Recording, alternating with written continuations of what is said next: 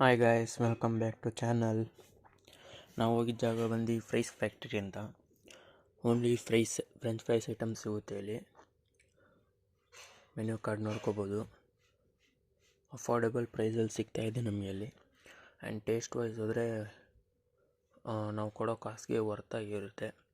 ನಾವು ತೊಗೊಂಡಿದ್ದು chilli dragon ಮತ್ತು ಚೀಸಿ ಮೆಂಚೂರಿಯನ್ ಅಂತ.